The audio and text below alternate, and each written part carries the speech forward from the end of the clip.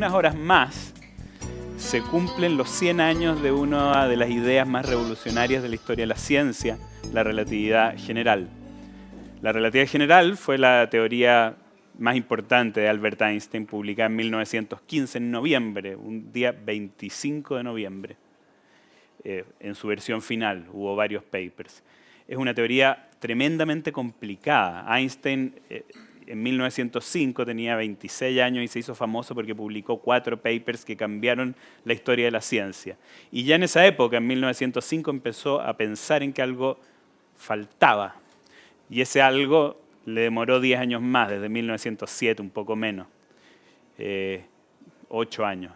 Es una teoría muy difícil porque implicó además utilizar matemáticas que jamás se había utilizado hasta entonces. Bueno, mi idea hoy día es tratar de contarles algunas cosas. Obviamente, como les digo, es una teoría matemáticamente complicada, requiere un lenguaje que la física no conocía, que se llama geometría diferencial en esa época. Y requiere muchos años de estudio. Pero al menos darles algunas pinceladas de dónde vienen las ideas. Esta es una charla para todo público, pero tengo que ser respetuoso con todo el público. Probablemente aquí hay gente que no sabe nada de matemáticas, que no le gusta, que no le interesa. A esa gente le digo que lo mismo de siempre, que las berenjenas tampoco le gustan a nadie, pero son maravillosas. Pero también a lo mejor hay ingenieros, gente que no sabe sobre relatividad, pero sí sabe matemáticas, y también quiero un poquito hablarles a ellos. Entonces probablemente unos se van a perder en algunas partes, después los voy a retomar. Y si, bueno, se aburren, pueden tirarme papas fritas. No sé. Bueno, no, yo tenía un pasador aquí.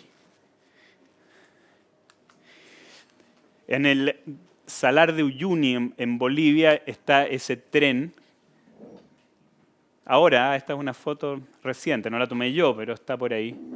Y es muy divertido porque en un lugar así de solitario y de lejano están en ese tren escritas las ecuaciones de Einstein. No se las quiero explicar las ecuaciones, pero esas son las ecuaciones de Einstein. Son una de las ecuaciones más hermosas de la historia de la ciencia, como les decía, contienen toda la física de la gravedad. Pueden reconocer quizás algunas cosas los que vieron gravedad en el colegio, la constante G, la constante de gravitación universal, la misma de Newton, está en estas ecuaciones, y la velocidad de la luz. Son los ingredientes medibles que tiene esta teoría. Y todo lo demás no importa, espero yo contarles en un rato más. Lo interesante en todo caso es que tanto Einstein, un personaje icónico que todos conocemos, y esas ecuaciones que están escritas en un tren en Bolivia, son personas e ideas bastante incomprendidas para la mayoría de la gente. Y eso habría que cambiarlo. Bueno, aquí está Einstein, que normalmente aparece muy viejo, pero él tenía 30 años más o menos cuando publicó su teoría. Así que ahí está más o menos en esa época. Al lado del famoso paper, ahí dice, recibido el 25 de noviembre de 1915, con sus ecuaciones. Esa es la primera página. Básicamente, y esa es la frase que quiero tratar de darles alguna pincelada, la teoría de Einstein dice que el espacio-tiempo es curvo. Yo sé que parece muy raro todo esto, que es el espacio-tiempo y que es curvo. Entonces yo voy a hablar de curvatura por un rato, o eso es lo que quisiera explicarles, pero para eso vamos a hacerlo a través de un ejemplo de la ciencia de muchos siglos atrás, que es el problema de la Tierra redonda. Ustedes saben que la Tierra es redonda y probablemente hoy nadie me va a negar algo así. Hasta se reirían si yo les me pusiera a cuestionarlo. Ahora, existe gente que la cuestiona todavía. Hay un sitio web de Flat Earth Society. Yo no sé si es en broma o en serio el sitio, pero seguro que hay más de alguien entre tantos habitantes de este planeta que piensa que todavía la Tierra es redonda. Ahora, la evidencia de que la Tierra es redonda es probablemente tan abismal como la que las vacunas son buenas para la salud de los niños y sin embargo no siempre la gente sigue la evidencia. Entonces yo quiero hablarles un poquito de la evidencia porque quizás ustedes no se han preguntado muchas veces por qué la Tierra es redonda. De hecho, si miramos la Tierra, la vamos a ver bastante plana. O sea, de hecho es una total locura pensar que la Tierra es redonda si ustedes lo piensan un rato. Ustedes ven cualquier extensión de tierra más o menos grande y la ven totalmente plana. Eso es lo que se ve y eso es lo que la gente pensaba, que la Tierra era plana, ¿no es cierto? ¿Cuál es la relación de esto con la relatividad general? Bueno, porque acuérdense que les quiero hablar de curvatura y para hablarles de curvatura tengo que hablarles de planitud primero, que es la ausencia de curvatura. Entonces, a primera vista la Tierra es plana. Y de verdad es una muy buena aproximación, no hay que reírse de eso. Nosotros cuando, qué sé yo, diseñamos una cancha de fútbol no estamos pensando en la curvatura de la Tierra, o menos aún cuando diseñamos una mesa o cuando hacemos un mapa de una ciudad. La planitud es útil y es una muy buena aproximación y es lo que hacemos siempre en ciencia, vamos aproximando. Para darnos cuenta que la Tierra no es plana, tenemos que mirar extensiones muy grandes de la Tierra, del orden del radio de la Tierra. ¿Cierto? Una naranja es redonda, pero si yo saco un milímetro cuadrado de la piel de la naranja, no me doy cuenta que hay curvatura ahí. Bueno, la primera evidencia que había era que el Sol parecía hundirse en el mar, cosa que era rara si la Tierra era plana, a menos que fuese un disco finito, ¿no es cierto? Los barcos también desaparecen en el horizonte. Unos podían decir que se caían los barcos, pero no era así porque la gente iba y volvía y no reportaba que pasara nada extraño en el viaje. Es una buena hipótesis el pensar que la Tierra es redonda y por eso perdemos el barco de vista. Otra evidencia es que viene de los eclipses lunares. El Sol está reflejando la sombra de la Tierra en la Luna y esa sombra se ve curvada, más curvada de lo que el simple hecho que la Luna es redonda puede explicar. Entonces vamos teniendo evidencias, pero la mayoría de la gente todavía no estaba convencida, ¿no es cierto? Y no tendría por qué. Las ideas tienen que estar apoyadas por evidencias contundentes, muy contundentes. Y la más contundente es esta. Eratóstenes de Alejandría, en el tercer siglo antes de Cristo, hizo un experimento que es muy famoso, pero que yo en realidad, en lugar de explicárselos ahí con todos esos ángulos, se los voy a explicar aquí. Suponga que a las 12 del día del 21 de diciembre de 2014 hay 3 personas a la misma hora, una en Boston, otra en Antofagasta y otra en Puerto Montt. Todas esas personas están más o menos en la misma longitud y por lo tanto para las 3 es la misma hora. Cuando digo las 12 me refiero a las 12 físicas, las 12 geográficas, es decir, el momento en que el Sol está más alto en el cielo. Si ustedes están en Puerto Montt sabrán que en invierno el Sol a las 12 no está exactamente en el cenit, sino que está corrido hacia el norte, ¿no es cierto? Bueno, eso es lo que vemos aquí y esa es la razón. Bueno, eso es en invierno. En Puerto Montt es todo el año. En Puerto Montt, si estamos en verano, este es el solsticio de verano, y aquí yo estoy en Puerto Montt a las 12, veo que hay una sombra mía hacia el sur. En invierno es peor, pero en verano también. En Antofagasta, que es el trópico, es el lugar donde en ese momento no hay ninguna sombra. En Boston es al revés, la sombra da para el otro lado. Ustedes podrían entonces utilizar una aplicación práctica de que la Tierra es redonda, es que nos sirve para saber muy fácilmente dónde estamos, ¿no es cierto? Y los navegantes hacían eso hace mucho tiempo. Si ustedes van a Boston o cualquier parte del mundo y miran el diario y ven los precios de las casas y dicen que son más caras las que tienen orientación nororiente, usted sabe que probablemente está debajo del Ecuador y al revés para el otro lado. Bueno, este fue exactamente el experimento que hizo Eratóstenes. Él estaba a unos 800 kilómetros entre Siena y Alejandría y se puso de acuerdo con un amigo y pusieron un palito y midieron la sombra exactamente a la misma hora, de la misma manera de esa imagen, que yo no sé si las imágenes se ven allá en las lejanías de la galería. ¿Sí?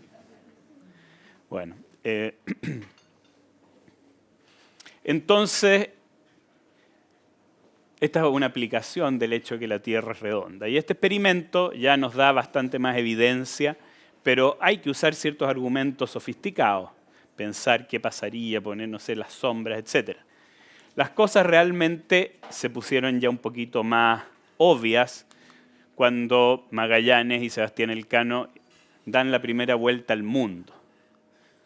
Parten de España, viajando hacia el este, y vuelven desde el oeste.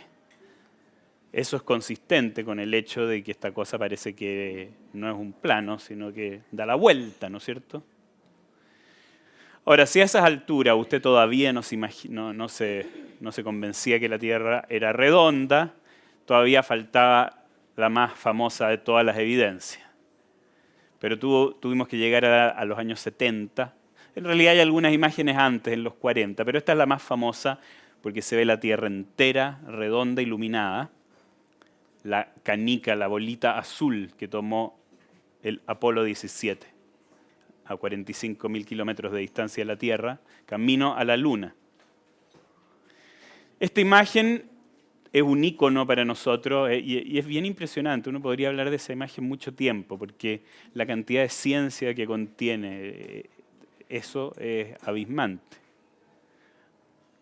A pesar de todo, ese viaje se hizo usando las leyes de Newton todavía. No era necesario usar la gravitación de Einstein para eso. Pero bueno, con esto espero haberlos convencido que la Tierra es redonda. Como en ciencia, en realidad todo es falseable, ¿no es cierto? Las ideas científicas son falseables, así que alguien de ustedes podría tener algún argumento para explicar todo esto de otra manera, pero probablemente va a ser bastante extraño, ¿no es cierto?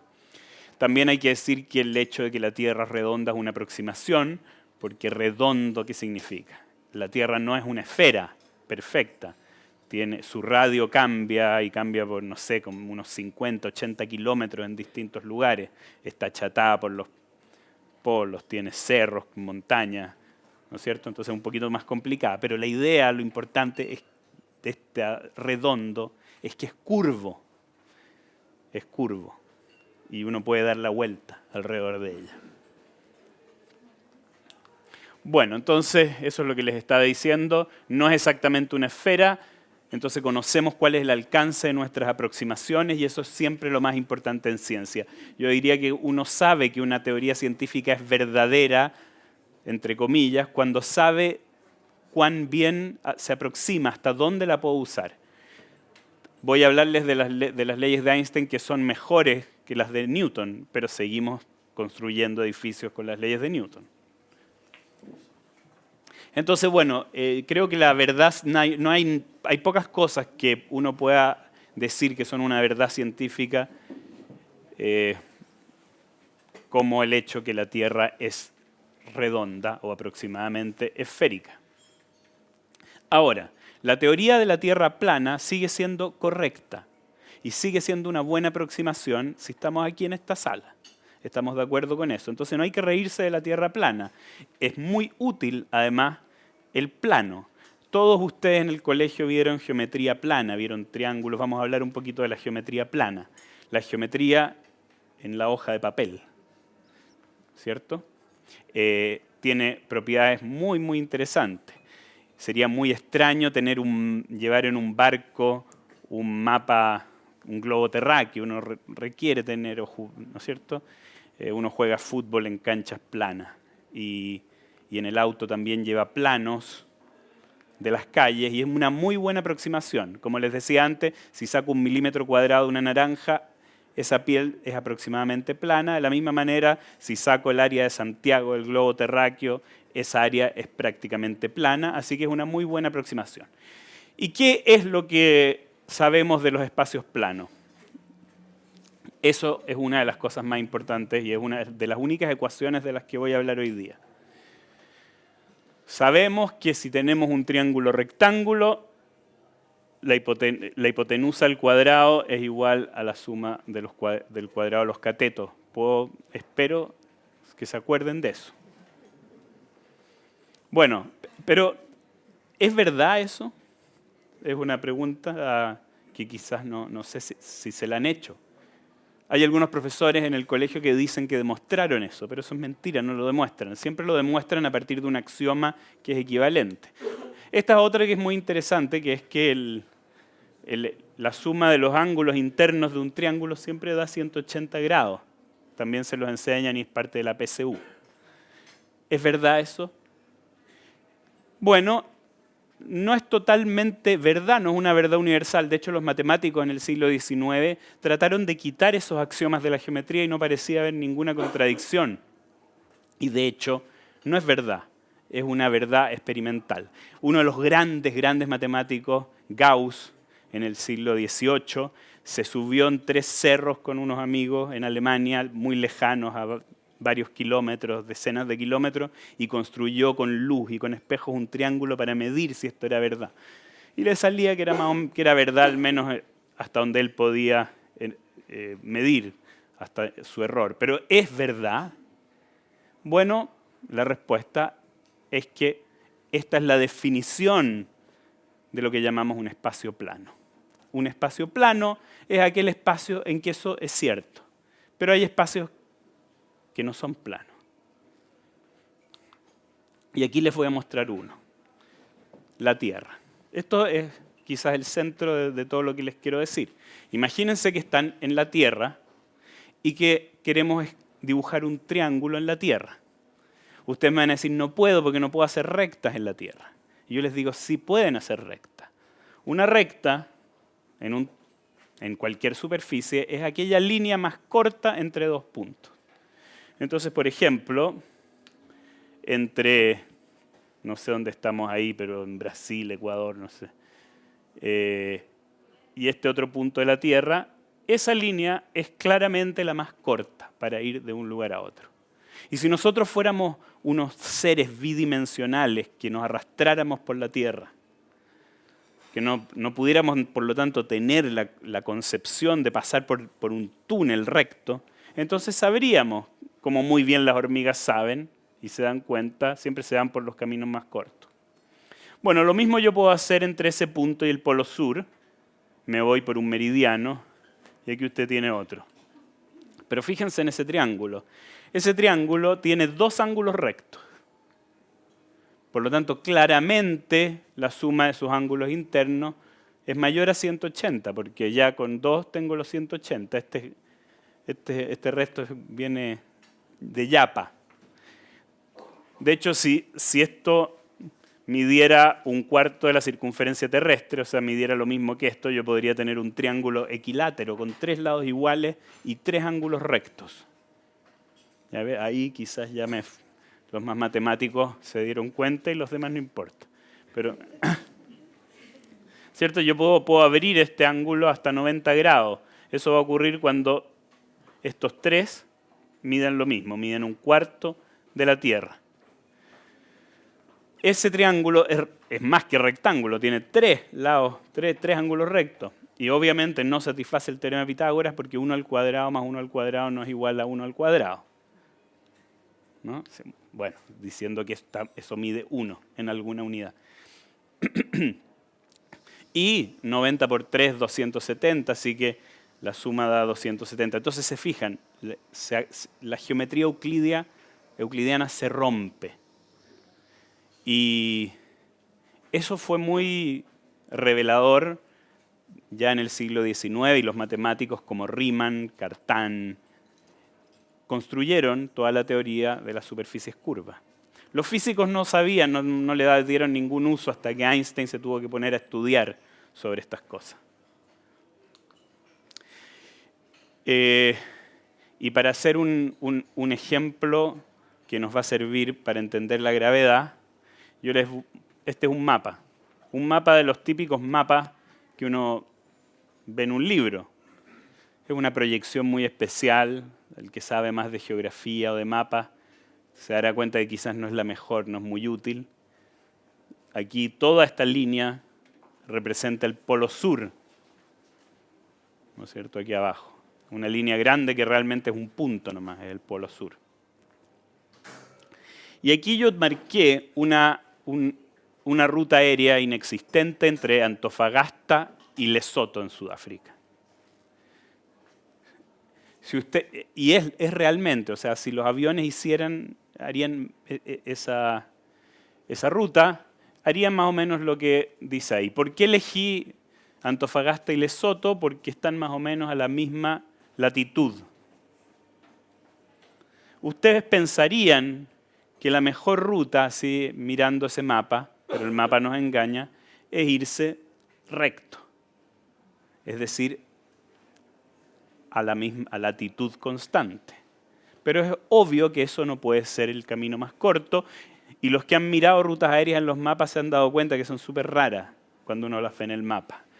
La razón se las voy a mostrar ahora, pero esto lo encontré en internet y no es Lesoto Antofagasta, pero San Francisco Londres, que es más o menos similar. Si ustedes consideran la curvatura de la Tierra, se fijan que irme a latitud constante por un círculo de latitud constante claramente no es lo más corto. Esta línea es mucho más corta. Y esa línea se va un poquito hacia el norte, se desvía de la latitud constante hacia el norte. Una manera más exagerada es pensar que yo estoy parado en este momento en el polo norte o en el polo sur. Una curva de latitud constante es un círculo alrededor mío. Y obviamente, para ir de un punto del círculo a otro, el camino más corto no es sobre el círculo, sino que es una recta, o algo más aproximado a una recta, que entra hacia el círculo. Es decir, se desvía hacia el sur si yo estoy en el polo sur. Y eso es precisamente lo que está ocurriendo aquí. Y aquí viene la cosa media gravitacional. O sea, si yo podría interpretar, quizás, si ustedes me lo permiten, que los aviones son atraídos por una fuerza que les provoca el polo sur. Entonces hay dos maneras de mirar esto. O yo miro este mapa que en el fondo no me está contando la verdad de la geometría de la Tierra y les digo que en realidad los aviones sienten una fuerza del polo sur que los atrae hacia el sur. Y ustedes me van a decir que eso es una ridiculez, pero yo les voy a contar que es precisamente la interpretación de Newton de la gravedad. Fuerzas. Ahora, hay otra manera de interpretar, que es la manera que interpretamos los físicos o que miramos la curvatura de los físicos. Ustedes podrían decirme otra cosa. Podrían decirme que lo que realmente está sucediendo aquí es que las reglas, por arte de magia, crecen hacia el sur. Yo tengo una regla y las reglas, en la medida que me voy hacia el sur, crecen.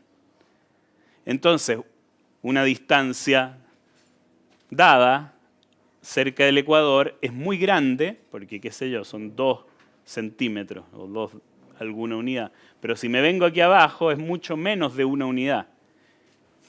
Las reglas crecen, ¿no es cierto? Entonces, a los aviones les conviene irse por abajo, desviarse un poquito para abajo, porque entonces una distancia dada es más chica más abajo. Entonces yo me aprovecho de irme por abajo. Esto que parece otra locura de la cual le estoy hablando, hay un gran artista y matemático, Escher, que hacía estos grabados. No sé si lo han visto alguna vez, pero es un gran famoso.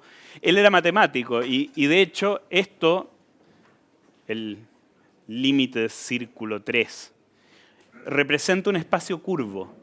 Un espacio que no se puede, que tiene 2 dimensiones como la superficie de la Tierra, es esto, pero no se puede representar desfigurándolo aquí en 3 dimensiones. Entonces la manera que él lo representa es a través de estos pescaditos que nos muestran cuánto vale cierta distancia. Esta distancia vale 1 aquí, pero aquí vale infinito, es muy grande. Las reglas se están achicando. Y las líneas blancas representan las rectas, las líneas más cortas, las rutas aéreas. Si un avión quiere ir desde aquí hasta aquí, si se va por ahí, va a pasar por 3 pescaditos, y si se va por abajo, va a pasar por muchos más, así que le conviene esa ruta. Es una manera de representar con reglas que cambian de tamaño el hecho de que una superficie es curva. Y eso lo hace muy bonito Escher en ese dibujo. Voy a hacer entonces una pausa aquí sobre geometría, porque hasta el momento esto parece que no tuviera ninguna relación con gravedad, ¿no es cierto? Entonces vamos a ir a la gravedad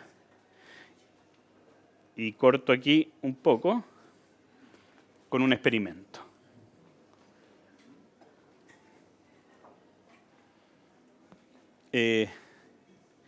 Si yo me caigo por una ventana con el micrófono y el pasador de diapositiva, yo no sé si ustedes saben, pero vamos a caer todos juntos, el micrófono, el pasador y yo. Los elefantes y las pelotas de fútbol caen al mismo tiempo si yo las lanzo desde un rascacielos. Todo cae al mismo tiempo. Eso ya lo sabía Newton.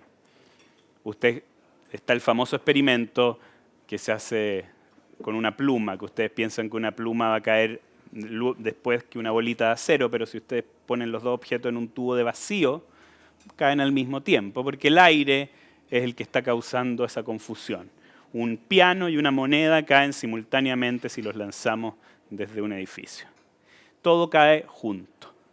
Entonces, Einstein dice lo siguiente, que es en 1907. Dice, entonces se me ocurrió el pensamiento más feliz de mi vida, de la siguiente forma. El campo gravitacional, o sea, la fuerza de gravedad, tiene una existencia relativa, del mismo modo como un campo eléctrico da lo mismo el campo eléctrico. Porque para un observador cayendo libremente desde el techo de una casa no existe campo gravitacional, al menos en sus inmediaciones.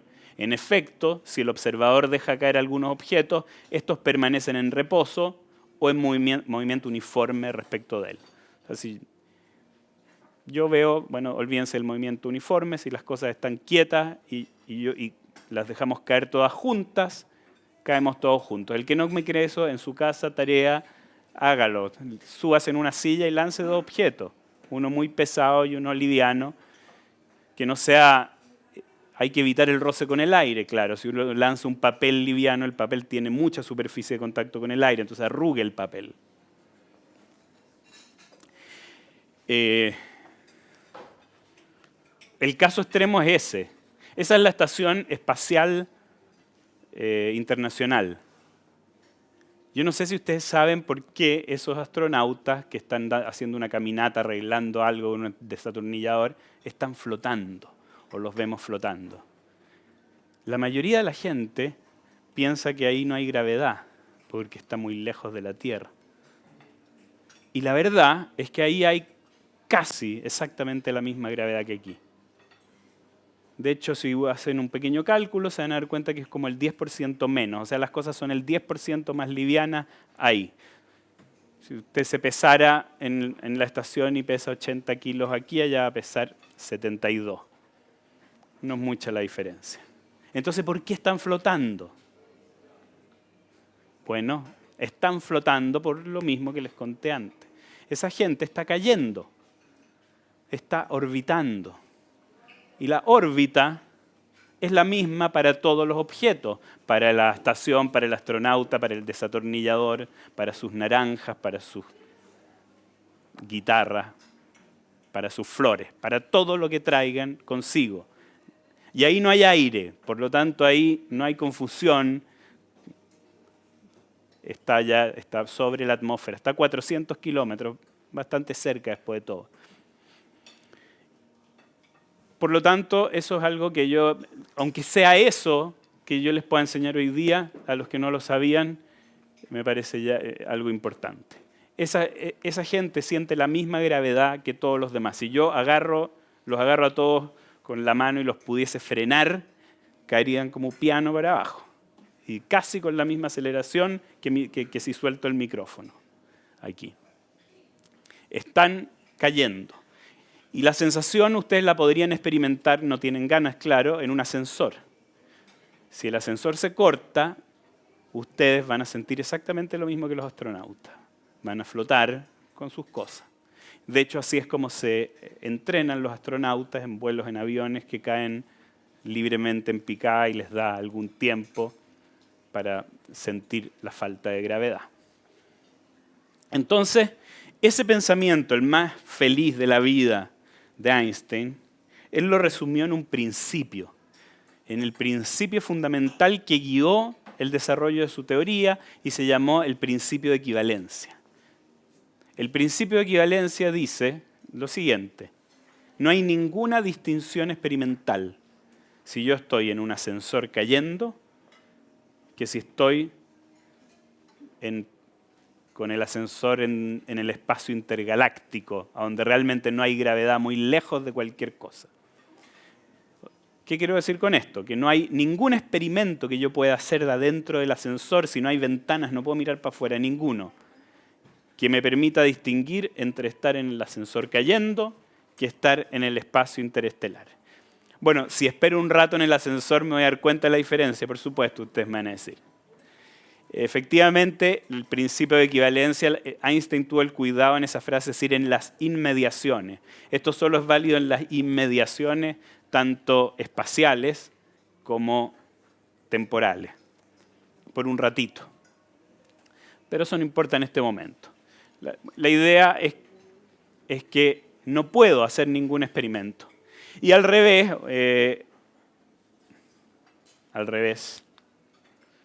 el principio de equivalencia también me dice, por la misma razón, que no hay ningún experimento que yo pueda hacer que me distinga entre estar aquí en la Tierra. Pensemos también adentro del ascensor, porque el ascensor no tiene ventanas. Si yo miro para afuera puedo darme cuenta dónde estoy. Estoy aquí en el ascensor, en la Tierra, siento una presión en los pies porque estoy parado, me doy cuenta que hay gravedad por esa presión en los pies, porque mis oídos tengo un líquido que me detecta la posición en que estoy. Pero si estoy en el espacio interestelar y enciendo los motores hacia arriba, voy a sentir también la misma presión en los pies. Bueno, no la misma va a depender de cuán rápido acelere, de cuán intensa sea mi aceleración. Pero lo que dice el principio de equivalencia es que si yo prendo los motores a 9,8 metros por segundo al cuadrado, que es la aceleración de gravedad, es como aceleran los objetos cuando los dejo caer. Si uso esa misma aceleración, no hay manera de que me cuente la diferencia. Los que vieron 2001 también se recordarán que habían unos sistemas de gravedad artificial. Claro que ahí la aceleración era centrífuga, rotaban unas cosas y el capitán podía trotar adentro de la nave. Es lo mismo, el principio de equivalencia. Entonces ahora yo quiero con ustedes usar el principio de equivalencia en un experimento mental que me permite más o menos seguir la línea de pensamiento de Einstein. ¿Hay alguna duda respecto del principio de equivalencia? El principio de equivalencia es más o menos claro. O sea, cuando ustedes en el auto aceleran muy rápido, también sienten en la espalda una presión, ¿no es cierto? Bueno, y este es el experimento. Es un experimento mental que no lo vamos a hacer. Vamos a ponernos aquí en el lado derecho, Ana y Boris en una nave espacial. Ana en la popa de la nave y Boris en la proa. Al revés, perdón. Ana en la proa, Boris en la popa. Y los dos con un reloj. El reloj es idéntico y está sincronizado, lo compraron en el mismo lugar, todo perfecto.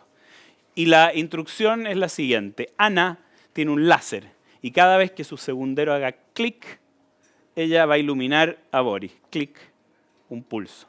Clic, lo ilumina. ¿No es cierto? Ese es el experimento. ¿Qué es lo que ve Boris? Bueno, Boris va a ver que su segundero hace clic y que le llega un flash. Si nos ponemos exquisitos, el flash le llega un poquito después porque la luz se demora un poquito. Entonces, si pudiésemos medir con toda precisión, lo que ve Boris es que su segundero hace clic, luz, clic, luz, clic, luz, al mismo ritmo. Pero en cierto instante, Ana, que está al mando, enciende los motores y comienza a acelerar muy rápidamente hacia arriba. ¿Qué es lo que va a ocurrir? Va a ocurrir que en el momento que enciende la luz Ana, Boris está acelerando hacia arriba.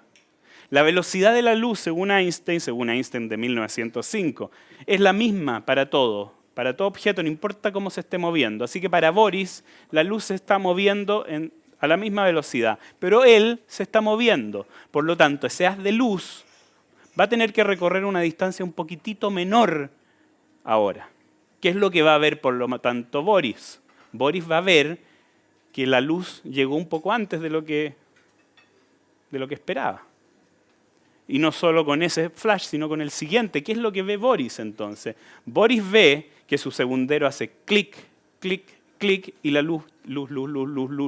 La luz va mucho más rápido que su segundero. Boris podría decir, Ana, se te echó a perder el reloj, está andando más rápido. Pero en realidad no es así. Después de hacer unos cálculos se da cuenta, no, lo que pasa es que yo estoy yendo para arriba y qué sé yo.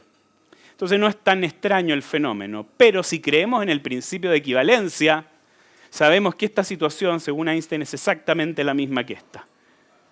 No hay ningún experimento que lo distinga. Por lo tanto, llegamos a la conclusión de que los relojes que están más arriba en los edificios andan más rápido. Es una conclusión que no podemos evitar. Ustedes me pueden decir entonces está malo el principio de equivalencia, pero no me pueden decir que está mala la conclusión. Es decir, de alguna manera parece que los relojes se atrasan o se adelantan respecto del campo gravitacional. Yo no sé si ustedes algunos vieron la película Interestelar, que era una gran película, la tienen que ver si no, pero ahí hay un experimento, está este experimento hecho en un grado extremo. Hay un astronauta que está en una nave que está orbitando un agujero negro y otro par de astronautas bajan a un planeta que está en una órbita más cerca del agujero negro. Y cuando vuelven, había pasado 20 años en la órbita alta y para los otros habían pasado unos días, o no sé, o unas horas. Y estaba más viejo el astronauta, estaba 20 años más viejo el astronauta que se quedó arriba. Claro, porque los relojes, el reloj de Ana va más rápido, ella está envejeciendo efectivamente más rápido y ustedes si viven más arriba, envejecen más rápido. Ahora no se preocupen porque claro, no es un agujero negro nuestro planeta, el campo gravitacional no es tan grande y a lo mejor van a vivir una pequeña fracción de segundo más si viven en una azotea, pero a lo mejor de todas maneras van a ir menos por la depresión de la azotea. Así que depende de otras cosas. Bueno, entonces llegamos a la conclusión, y Einstein llega a la conclusión, de que no puede sincronizar relojes en presencia de un campo gravitacional. No puede. Y eso es muy importante y es muy profundo. ¿Cuál es la explicación? Bueno, a mayores potenciales gravitacionales, no importa esa frase a los que no se acuerdan de física del colegio, pero si aumenta el potencial newtoniano, el reloj anda más rápido. Esa cuestión es súper rara y ahora me voy a devolver a una cosa que yo dije antes. ¿No era raro acaso cuando los enredé enteros con esta visión de la Tierra redonda que también se podía explicar con las reglas que crecían cuando yo me iba hacia el sur? Bueno, ese fue el momento eureka de Einstein. No era quizás una tontera pensar que los relojes van a cambiar su ritmo. No será quizás que pasa algo similar que lo que pasa aquí con la Tierra, que esta línea de aquí mide 0, esta de aquí mide 40.000 kilómetros. Hay dos razones posibles, o la Tierra es redonda, como sabemos que es, y por lo tanto este es un punto, pero eso mide 0. O bien, yo puedo decir que las reglas crecen hasta hacerse infinitas aquí abajo, y por lo tanto esto mide 0. Las dos visiones son equivalentes. De hecho, la segunda no es tan tonta, porque en física, de hecho, es la que usamos, como los pescaditos de Escher. El campo gravitacional se mide con una cosa que llamamos métrica, que tiene que ver con las reglas. Es una manera matemática de hacerlo. Pero lo que dijo Einstein es que, bueno, está bien, los relojes cambian, no se pueden sincronizar, pero la razón es que el tiempo es curvo. De alguna manera, todo este espacio-tiempo se está curvando de alguna manera que no entendemos. Yo no quiero que ustedes la entiendan ahora, solamente quiero llevarlos a esta analogía. No es que las reglas crezcan y no es que los relojes anden más lentos. Es que nuestro espacio-tiempo, el tiempo y el espacio juntos se están curvando. Y esa es la gran lección de Einstein. La manera de mirarlo, que lo miramos ahora, es algo como eso, ¿no es cierto? El espacio-tiempo. Hablo de espacio-tiempo porque no tengo tiempo para hablar del espacio. No. Hablo del espacio-tiempo porque Einstein en 1905 hizo su teoría de la relatividad especial. En esta teoría el espacio y el tiempo se juntaron en una sola cosa. Por eso se habla del espacio-tiempo. Pero para eso tendría que contarles otra larga historia. Pero en resumen, el espacio y el tiempo forman un mismo entramado. No puedo hablar de una cosa y de la otra por separado. Y si este fuese nuestro espacio-tiempo, esta reja, las distancias van a cambiar porque están deformadas. ¿Quién las deforma? Bueno, las deforman los planetas, las estrellas, la energía. El mismo Einstein ya había dicho en su icónica fórmula E igual mc² que la masa era energía. Así que la Tierra es energía para la gravedad y como energía deforma el espacio-tiempo a su alrededor. Entonces, ¿cómo funciona la gravedad de Einstein? Está la Tierra ahí, se pone y deforma el espacio-tiempo alrededor. Viene la Luna y uno ve que está girando, pero en realidad ese girar de la Luna es una recta. Es la trayectoria más natural, más corta posible en este espacio extraño que inventó Einstein. De la misma manera como a ustedes les puede parecer extraña la ruta entre Antofagasta y Lesoto si la miran ingenuamente y pueden pensar que hay una fuerza en el Polo Sur atrayendo a los aviones. De la misma manera parece que hubiese una fuerza atrayendo a la Luna, pero no hay ninguna fuerza, es el espacio-tiempo que se está curvando alrededor. Y esto además tiene muchas gracias importantes. Se acabó la acción a distancia, que era una locura. De hecho, es mucho más rara la teoría de Newton en ese sentido. Porque ¿cómo se puede enterar? Si yo agarro aquí un planeta y lo muevo, entonces usted está allá en la galería, inmediatamente debería sentir como el remesón gravitacional. Pero eso no puede ser. ¿Cómo se va a enterar usted infinitamente rápido? Si alguien se cae en la galaxia de Andrómeda, usted va a darse cuenta de inmediato. Y no es así. Según el mismo Einstein, ¿no? La información se mueve máximo a la velocidad de la luz. Entonces lo que ocurre es que si se mueve la Tierra, se mueve el campo gravitacional, hace como y se va deformando. Esas deformaciones pueden viajar en formas de ondas gravitacionales que se han medido, de hecho. Así que el campo gravitacional es el espacio-tiempo mismo que se deforma. El espacio-tiempo mismo en la teoría de Einstein, que antes en Newton era el escenario donde transcurren las cosas, ahora es un elástico, dinámico, que cambia, que se deforma y que por eso los objetos en él parecen, a nosotros nos parece, que hicieran curvas o trayectorias intrincadas. Ahora, las teorías no solamente son locuras que sirven para darnos placer estético. La teoría de Newton explicó cosas que la de Einstein explicó cosas que no podía explicar la de Newton. Una importante, es conceptual, tiene que ver con que la gravedad de Newton era contradictoria con la teoría de la electricidad, pero eso es más técnico. Más importante aún es la órbita de Mercurio. La órbita de Mercurio no se puede explicar con la teoría de Newton. ¿Por qué Mercurio? ¿Por qué elegimos a Mercurio? Bueno, porque Mercurio está muy cerca del Sol, el campo gravitacional es muy grande. Y la aproximación newtoniana es para campos gravitacionales débiles, como el que percibimos nosotros acá, y por eso podemos seguir usando las ecuaciones de Newton para construir edificios y estructuras.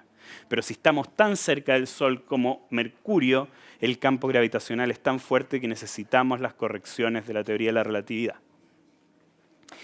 Más importante quizás por la farándula que hubo alrededor fue la desviación de la luz al pasar por un cuerpo masivo. Si un rayo de luz pasa cerca de un cuerpo masivo, se desvía. Newton también lo predice, pero la predicción de Newton es la mitad que la de Einstein. Y en 1919, una expedición liderada por Arthur Eddington, que era un gran astrónomo, astrofísico inglés, que era un seguidor acérrimo de Einstein, cosa difícil. Acuérdense, estábamos en la Primera Guerra Mundial, alemanes e ingleses no eran para nada amigos, y menos les gustaba a los ingleses saber que un alemán estaba destrozando y destronando a su científico más importante de la historia. Pero Eddington, que no le importaba nada de eso, lo siguió y fue él el que en una expedición a África, en un eclipse, midió cómo se desvía la luz. ¿Por qué en un eclipse? Porque está el sol, la luz de las estrellas que están cerca del sol deberían desviarse, ¿no es cierto?, al pasar muy cerca del sol. Pero no podemos ver estrellas cerca del sol a menos que haya un eclipse. Entonces este famoso eclipse de mayo de 1919 confirmó la teoría de Einstein y lo llevó a la farándula. Einstein salió en toda la prensa y este personaje que es un mitológico, que es Albert Einstein, hoy día se creó en 1919 después de este eclipse. Entonces, como vemos, las cosas son útiles. Pero no solo útiles para eso, son útiles para tecnología. El GPS.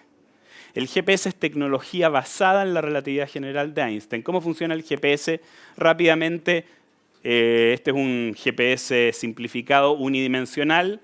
El caballo tiene un reloj y hay un reloj en el faro. El faro da la hora y todos los segundos manda una luz, que podría ser una onda de radio, donde viene codificada la hora. Tengo que llamar por teléfono y son las 10. Se manda en el haz de luz la información de la hora y yo lo recibo todos los segundos. Son las 10, son las 10:01, son las 10:02. Si me voy alejando del faro, claro, como se demora la luz en llegar, voy a ver que la hora que me da el faro está un poquito atrasada con respecto a la de mi reloj, porque me la mandó hace un rato, ¿cierto? Y yo midiendo esas diferencias puedo saber cuán lejos estoy del faro. Ese es un GPS unidimensional, me sirve para una línea, para saber cuán lejos estoy. Yo voy con mi reloj y está el otro reloj ahí. En el caso del GPS se necesitan 4 faros. Los faros son satélites que están siempre enviando señales con la hora. Ahora fíjense, según la teoría de la relatividad les dije que los relojes en los satélites se adelantan. Se adelantan, de hecho, 45 microsegundos al día. Hay que hacer el cálculo. 40 microsegundos es la millonésima parte de un segundo. No parece mucho, pero la luz recorre unos 10 kilómetros en ese lapso. En realidad se adelantan por la gravedad, pero también se atrasan un poco porque se están moviendo por efectos de la relatividad especial. Pero lo más importante es la gravedad. Es el caso de la película de Interstellar. Tan arriba, andan más rápido. Entonces, las correcciones de la relatividad general son fundamentales. No se puede sin relatividad general hacer el sistema GPS, que debe ser una de las inversiones más importantes de los últimos 20 años en el mundo. En este caso hay 26, ¿no es cierto?, de estos satélites, creo. Cada vez hay más, van poniendo unos nuevos. Entonces hay que ver 4. Son 4 porque el espacio-tiempo tiene 4 dimensiones, 3 espaciales y el tiempo, y yo con 4 puedo triangular y calcular dónde estoy. Pero con una precisión, hay relojes atómicos ahí que tienen una precisión de nanosegundos, o sea, de miles de millones, de la 1000 millonésima parte de un segundo. Bueno, voy a terminar con otra de las cosas locas, que son los agujeros negros, que son mi especialidad y que me gustan mucho. Los agujeros negros son una cosa que no existe en Newton. Y una analogía es lo que les muestro aquí, que es bastante notable en este lago Berryessa en California, que tiene como un tapón. Bueno, no es un lago natural, obviamente, es un lago artificial, que tiene un tapón. Entonces uno ve una cosa así. Si uno hiciera una analogía del espacio-tiempo dinámico como ese río, uno podría pensar que el espacio-tiempo es el agua, y que el agua de alguna manera está muy lenta por aquí lejos de este tapón, pero muy rápido cerca de ese tapón. Y podemos imaginar que hay muchos pescaditos y que los pescaditos todos, para simplificar las cosas, andan a la misma velocidad. La velocidad de la luz es el análogo, pero bueno, los pescados no pueden andar más rápido que cierta velocidad. Y eso significa que hay un horizonte de pescados. Porque el pescado puede nadar en contra de la corriente, pero cuando la corriente tiene mayor velocidad que su propia velocidad máxima, el pobre pescado no le queda más remedio que caerse. Entonces todos los pescados que están ahí adentro del horizonte van a caerse. Y eso es precisamente lo que ocurre en los agujeros negros. El agujero negro ha doblado el espacio-tiempo de tal manera que llega un momento en el horizonte que ya nada puede volver. Y ese es el horizonte del agujero negro. Aquí incluso podemos ver, son todas analogías, pero son analogías divertidas. Si hubiera un pescado que está acercándose, quiere hacer una exploración y se quiere acercar al horizonte con mucho cuidado y nos llama por teléfono, nos dice lo que está pasando. Entonces, ¿cómo nos comunicamos? Nos comunicamos con luz, así que también tendría que mandar pescaditos. Suponte que manda un pescadito por segundo, el pobre pescado explorador. Manda unos pescaditos chiquititos, uno por segundo. En la medida que se va acercando, los pescaditos a nosotros nos van llegando cada vez con más retraso. De alguna manera estamos diciendo a este pobre gallo, el tiempo se le está poniendo cada vez más lento. Ahora sabemos que aquí es otra cosa, es que los pescados tienen que nadar contra una corriente más rápida, se demoran más en nadar. Pero es exactamente la analogía y de hecho es lo que pasa cerca de un agujero negro. Si nos acercamos, cada vez nosotros vamos a recibir una señal más lenta hasta que vamos a perder de vista a nuestro explorador pescado. Estos bichos sí existen, eso es lo más interesante de todo. Aquí está el centro de la galaxia, allá hay un tremendo agujero negro de millones de veces la masa del Sol. Se llama Sagitario A. Ahí está Sagitario A. Y estas son unas mediciones que se han hecho por 20 años, miréis, 1992-93, de las estrellas del centro de la galaxia, que las vemos girar alrededor de algo, pero es algo tan chiquitito que no puede ser una estrella y tiene que ser muy pesado, entonces sabemos que es un agujero negro. En fin, el resto yo creo que podemos conversarlo, pero espero haberles dado algunas pinceladas de lo que es la relatividad general, así que muchas gracias.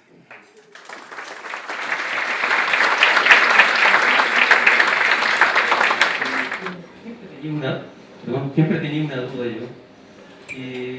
Usted explicaba que un cuerpo deforma el espacio-tiempo. Sí. He leído bastante relacionado con unos planetas. Y hay algunas teorías, tal vez, que pueden ser esto falsas, pero mi pregunta es, ¿qué pasaría si llega un planeta a nuestro sistema solar, ¿cierto? Al deformar el tiempo, ¿qué pasa con las órbitas? ¿Qué pasa con la Luna? ¿Qué pasa? El problema del sistema solar, digamos, salvo por Mercurio, que tiene estas pequeñas variaciones que no son muy importantes, se puede resolver vía las ecuaciones de Newton. Y las ecuaciones de Newton, cuando uno está o en el colegio o incluso en la universidad, se las resuelven con dos cuerpos. Sol, Tierra. Porque con tres cuerpos la cuestión se pone caótica, es una locura y hay matemáticos que han estudiado ese problema mucho tiempo. Por lo tanto, efectivamente, podría ocurrir desastres y han ocurrido en la historia del sistema solar muchas veces, sobre todo al principio cuando había más objetos. Así que, efectivamente, hay meteoritos, hay cometas y pueden chocar con la Tierra y pueden quedar grandes desastres. No soy especialista en eso y no creo que sea para asustarse, ¿eh? Porque las escalas de tiempo de estas cosas son grandes. De hecho, hace poco pasó muy cerca un meteorito más o menos grande. Pero no tiene que ver con el espacio-tiempo, porque no hay, o sea, siempre tiene que ver al final, pero nos podemos quedar con la aproximación newtoniana. De hecho, si el Sol se transformara en un agujero negro, habría que apretarlo gravitacionalmente y transformarlo en una esfera de 2 kilómetros. Y si eso pasara, bueno, nos daría frío, sí, pero la Tierra podría orbitar un agujero negro, no hay problema. Los agujeros negros no son máquinas de succión, aspiradoras universales, son objetos estelares como cualquier otro que simplemente tienen este horizonte, no nos podemos acercar tanto, pero podemos orbitar, no hay problema. Dijiste que la ciencia de los agujeros negros era hacer ecuación, Sí. o de y al igual como tú señalas, la literatura general nos dice que está, al parecer, en el centro de la galaxia, de nuestra galaxia. Y se entiende que muchas personas sienten temor, no debería sentirlo por los muchos años que nos queda, tú mismo lo señalabas, pero al parecer podría sucumbir la masa que orbita las estrellas hacia este único punto. ¿Termina en eso una galaxia? Bueno, no, puedo contestarle más o menos porque no soy experto en astrofísica estelar. Estos son problemas bien complicados. Ahora, lo que sí le puedo decir con toda seguridad es que si la humanidad, la especie humana tiene que temer a algo, no es al agujero negro en el centro de la galaxia. Pero efectivamente, todas las galaxias que se conocen, o casi todas, parecen tener un agujero negro central supermasivo. Hay otros agujeros negros, agujeros estelares. O sea, una estrella un poquito más grande que el Sol, que colapsa gravitacionalmente, se le termina el combustible nuclear, muchas de esas se transforman en agujeros negros y esas se observan y hay muchas dentro de la galaxia. Pero hay una particularmente grande que no se sabe bien cómo se forma, si era una estrella chica que luego colisionaron muchas, no se sabe. Alguna gente incluso cree que le debemos lo que somos a este agujero negro, que el agujero negro central es parte esencial de la creación de las galaxias. Entonces, más que miedo, les tenemos que tener agradecimiento. Pero, tal como le decía antes, un agujero negro no es un succionador. Uno orbita, y nosotros orbitamos el centro de la galaxia. Nuestro sistema solar orbita en uno de estos brazos de la Vía Láctea. Y ese es un movimiento bastante estable. A diferencia de la física de Newton, sí emitimos ondas gravitacionales y efectivamente las órbitas al final son espirales que caen, porque pierden energía. Pero eso ocurre muy, muy lentamente a escalas muy distintas a la Gracias. humana. Para darles un reconocimiento, nosotros este evento también se realiza con el apoyo de la Restaurante América, la radio Bio Bio y ESAL, que tiene la gentileza. Don Renato, por favor, don Renato Wittenmeyer, nuestro vicerrector, va a hacer entrega entonces de un recuerdo para que se acuerde del paso por Puerto Montt.